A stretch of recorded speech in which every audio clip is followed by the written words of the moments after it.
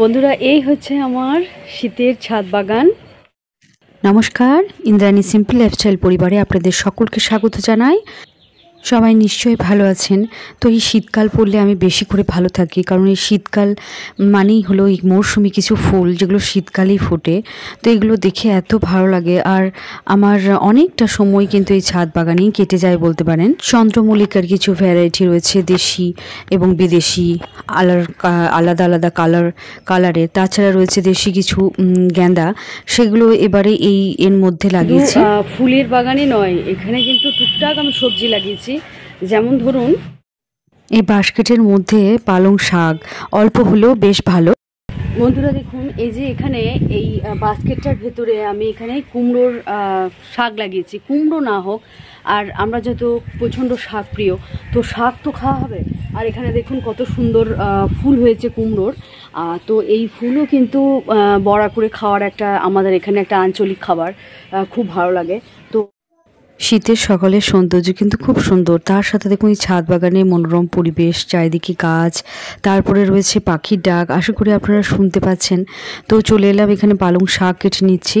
তো খুব ভালো লাগে বাড়ির তৈরি এভাবে পালং শাক, ধনেপাতা, বিভিন্ন রকমের এইভাবেই কিন্তু টবে বা এই বাস্কেটগুলোর মধ্যে কিন্তু সকলেই চাষ করে বেশ সবাই সন্তুষ্ট।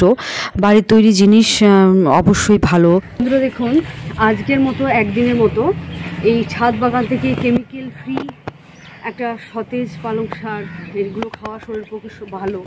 তো এই আমার ছাদ বাগানের পালং শাক হাতে যে খুবই ভালো লাগে, নিজের হাতে তৈরি, কেমিক্যাল ফ্রি। তো এই শাক দিয়ে আমি বানাবো আজ পালং পনির।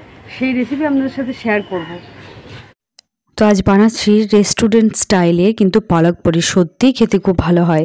আর এখানে একটু জল পরিমাণ মতো গরম করে নিয়েছি, আর এর মধ্যে বেশ কয়েকটা গোটা কাজু দিয়ে দিলাম, আর এই যে ভালো করে কেটে ধুয়ে রাখা পালং শাকগুলো দিয়ে ওপর থেকে অল্প পরিমাণে কিন্তু নুন দিয়ে আমি জাস্ট 3 থেকে 4 মিনিট এটাকে একটু সেদ্ধ করে নেব। তো মোটামুটি আমার সেদ্ধ হয়ে গেছে। আর এটা ভালো করে আমি জলটা কিন্তু ছেঁকে নেব, আর এই জলটা কিন্তু ফেলবো না। আর জলটা কি করব, যারা বানিয়েছেন তারা সকলেই জানেন, আর যাদের কাছে রেসিপিটি নতুন তারা কিন্তু অবশ্যই এটা বাড়িতে ট্রাই করতে পারেন। তো জলটা ছেঁকে নিয়ে সেই পালং শাকের মধ্যে একটু কাঁচা লঙ্কা আর স্বাদ মতো একটু নুন দিয়ে এটাকে ভালো করে আমি গ্রাইন্ড করে নিলাম। আর কড়াইয়ের মধ্যে সর্ষের তেল দিয়ে জিরে, গোটা ফোড়ন আর কুচনো রসুন ফোড়ন, এটা রেস্টুরেন্ট স্টাইলে বানাতে গেলে কিন্তু এই দুটো উপকরণ ফার্স্টে দিতেই হবে। তো তারপরে দিয়ে দিলাম আমি আদা কুচি। সমস্তটাই কিন্তু এখানে কুচি হিসেবে যাবে, কোনোটাই পেস্ট যাবে না। তো তারপরেই আমি দিয়ে দিলাম পেঁয়াজ কুচি। তো সত্যি রেসিপিটা খুবই ভালো হয় খেতে। তো আস্তে আস্তে বানিয়ে নিচ্ছি। ঠিক এটা হালকা করে পেঁয়াজটা ভাজবো, আর পেঁয়াজটা খুব একটা ভাজবো না। তারপরে দিয়ে দেবো কুচি করে টমেটো যেটা কাটার আছে সেটা।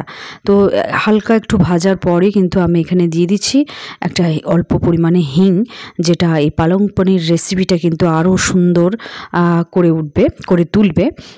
তো যাই হালকা করে একটু নাড়াচাড়া করেই কিন্তু ওই যে পালক যে আমি গ্রাইন্ড করে রেখেছিলাম ওই পেস্টটা কিন্তু আস্তে আস্তে একটু করে জল দিয়ে দিচ্ছি। আর একটু নাড়াচাড়া করার পর যখন গ্রেভিটা যখন একটু গাঢ় হয়ে আসবে, তখন যে জলটা রয়েছে পালক সেদ্ধ করার, তো সেই জলটা আস্তে আস্তে করে আমি দিতে থাকবো প্রয়োজন অনুসারে অবশ্যই।